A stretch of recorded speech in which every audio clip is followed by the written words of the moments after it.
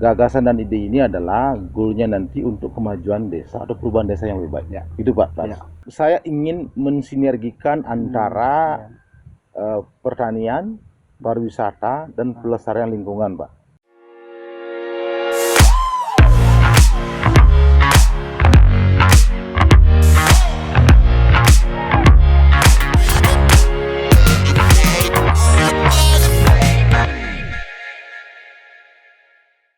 Bagaimana tentang program pendidikan di desa ini, Pak?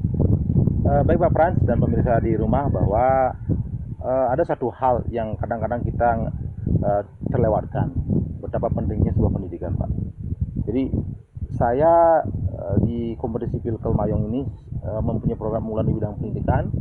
Saya ingin ada gerakan wajib belajar 12 tahun, Pak. Kenapa ini penting?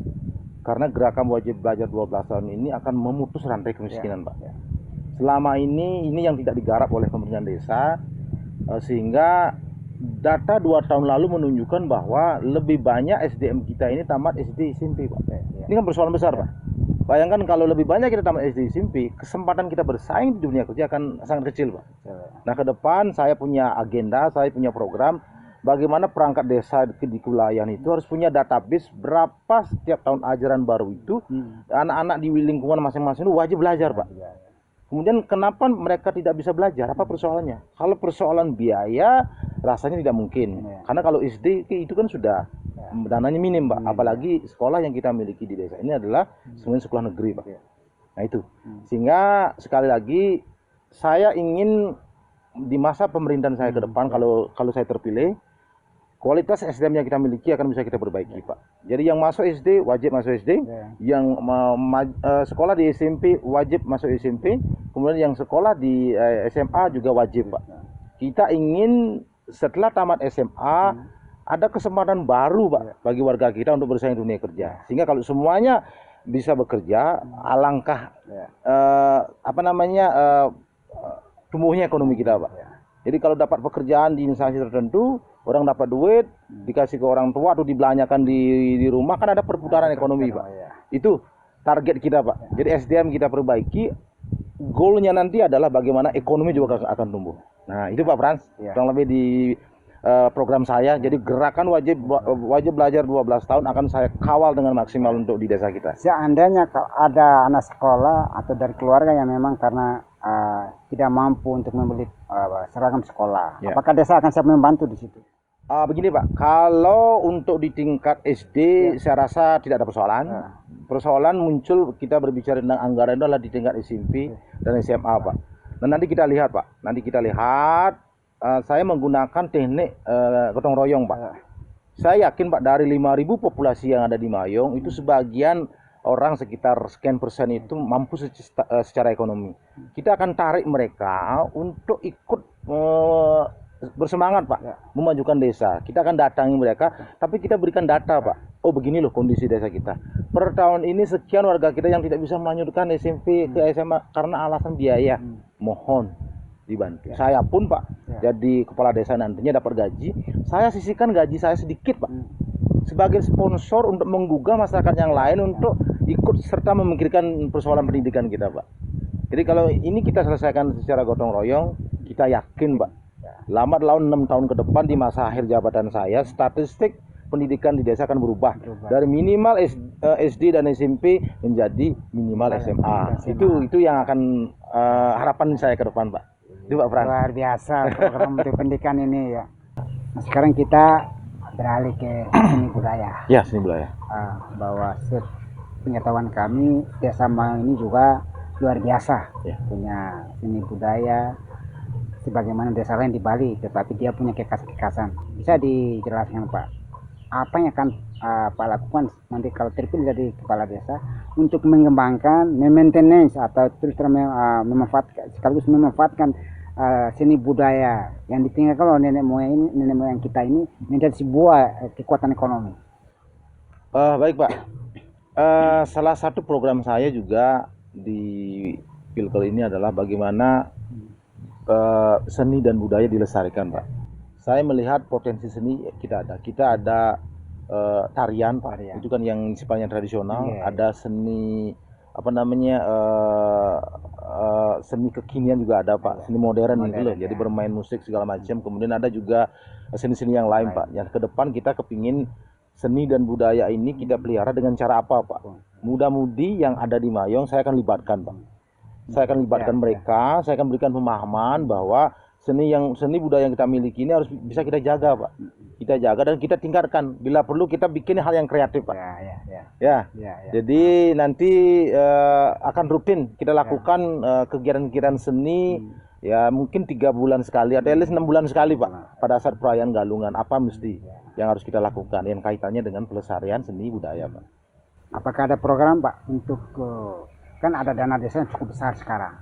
Ada program enggak Pak Made lakukan pembinaan kaum muda di bidang seni budaya ini, misalnya nanti dari desa membentuk sebuah sanggar yang akan dibina oleh desa itu di luar sanggar-sanggar yang didirikan oleh masyarakat itu sendiri, sehingga pembinaan terus kontinu. Oh iya. Nah terkait dengan pembinaan masyarakat Pak di planning saya ke depan seperti ini. Apa namanya, selama ini peran serta atau keikutsertaan muda-mudi di desa kita itu tidak mendapat perhatian yang serius. Praktis selama 12 tahun saya melihat muda-mudi itu tidak diberikan ruang dia untuk berkreasi. Ke depan saya kepingin ada satu ruang publik di desa kita ini di mana muda-mudi itu bisa berkumpul Pak. Sebagai ancang-ancang Pak, kita ada 6 dusun Pak. 2 dusun di desa Mayong itu ada satu tempat namanya arena Pak. Di sana tempat kita berinteraksi. Tetapi 4 dusun yang ada di sebelah timur dari sungai ini itu praktis belum ada ruang publik untuk kita bertemu Pak. Saya bikin konsep di sana taman desa dulu Pak. Kita bikin taman desa di mana nanti itu menjadi ruang publik bersama bagi muda-mudi, ibu-ibu PKK, lansia dan seluruh masyarakat untuk berinteraksi Pak. Namun kegiatan kesenian, olahraga, pelestarian lingkungan saya akan kombinasikan menjadi sebuah program sehingga itu menjadi tempat interaksi antara satu warga dengan warga yang lain Pak. Nah tujuan yang lain adalah bagaimana mempererat persatuan. Nah kalau seni dan budaya kemudian kegiatan olahraga ini kita hidupkan secara berkesinambungan dan rutin, kita yakin Pak persatuan akan tumbuh, niat untuk berbuat sesuatu muda-mudi juga akan tumbuh Pak. Selama ini itu yang tidak terjadi, tidak dilakukan. Jadi terobosan saya itu Pak, saya bikin taman desa sebagai ruang publik kita bersama untuk berinteraksi, baik muda-mudi, ibu-ibu PKK maupun kegiatan-kegiatan lainnya Pak. Nah sekarang dengan sistem digitalisasi dan internet desa, di taman desa itu rencana kita pasang 1 tower untuk internet Pak. Oh luar biasa itu. Jaringan internet sebagai apa namanya penyebaran informasi Pak. Nah, anak-anak muda sekarang semua pegang gadget, Pak. Dia bisa bikin konten-konten kreatif. Dengan jaringan internet yang kita sediakan, saya yakin, Pak, semuanya akan bisa berjalan dengan maksimal begitu. Ada satu hal yang tidak bisa kita lupakan atau kita tidak boleh abaikan adalah masalah menyangkut keagamaan, spiritual. Biar bagaimanapun leluhur kita telah menurunkan kepada kita sebuah keyakinan yang luar biasa. Yang menjadi unik di dunia, agama Hindu. Nah, bagaimana program Pak Made terhadap perhatian terhadap para sulinggi, para jurumangku, untuk program yang dibikin untuk mendukung kegiatan spiritual di desa ini nanti. Baik Pak Frans, terima kasih Pak Frans. Ini pertanyaannya luar biasa.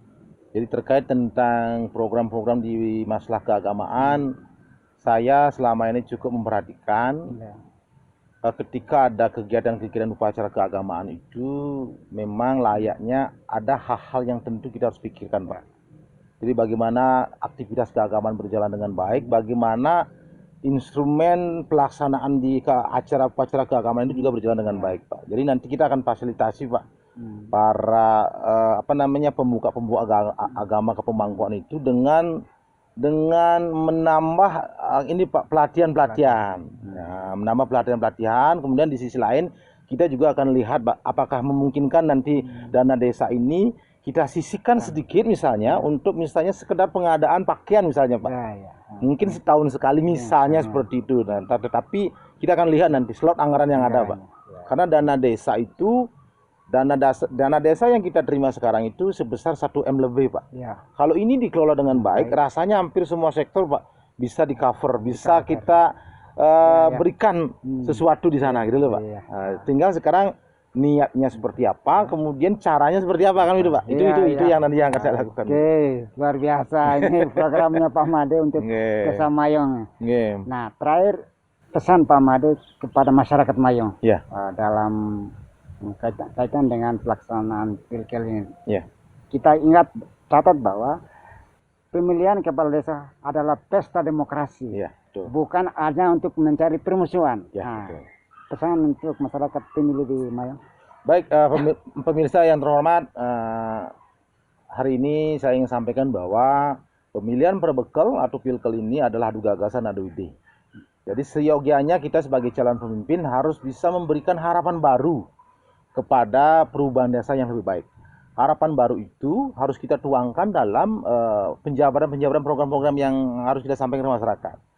Indikator kemajuan sebuah desa itu minimal diukur dari 4 hal.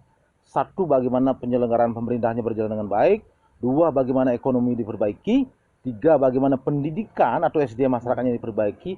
4, bagaimana kesehatan masyarakat ditingkatkan. Jadi saya selaku salah satu calon perbekal Made Sumakwan, saya ingin memberi harapan kepada masyarakat semua, bagi ekonomi nanti kita perbaiki, SDM nanti kita perbaiki. SDM kita perbaiki itu artinya membuka kesempatan kerja yang lebih besar kepada warga kita untuk bersaing di dunia kerja. Kalau kesempatan itu kita buka selebar-lebarnya, saya optimis dalam 6 tahun ke depan ekonomi desa kita akan lebih baik. Itu, Pak. Kalau masalah kesehatan, kita cegah, lebih baik mencegah daripada mengobati. Sehingga proses sosialisasi atau kegiatan-kegiatan kesehatan yang bersifat rutin itu sangat diperlukan. Itu lebih murah biayanya ketimbang kita mengobati. Bukan begitu, Pak Frans, kira-kira? Benar. Sahabat dimanapun Anda berada, diskusi kami dengan Pak Made Sumakwan pada siang hari ini cukup menarik. Banyak gagasan, ide, dan konsep yang beliau telah paparkan sebagai calon perbekal Desa Mayong. Harapan bahwa konsep ini akan dipakai bila beliau terpilih nanti. Harapan kita juga bahwa apa yang disampaikan oleh Pak Made pada siang hari ini menjadi referensi yang sangat berarti bagi masyarakat pemilih Desa Mayong, sehingga memilih calon atau tokoh yang memang benar-benar visioner, kreatif, dan inovatif untuk membangun Desa Mayong ke depan. Perlu kita catat bersama bahwa saat ini adalah zaman digitalisasi, zaman teknologi, maka seorang kepala desa yang akan berhasil apabila dia memahami teknologi, memahami perkembangan zaman, memahami ilmu teknologi yang terjadi pada saat ini. Sekali lagi kami catat dan sampaikan kepada masyarakat di Desa Mayong bahwa pilkel adalah pesta demokrasi. Pilkel bukan ajang untuk bertarung atau untuk mencari musuh. Saya akhiri pembicara pada siang hari ini dengan para Santi. Om Santi. Om. Coblos nomor 4.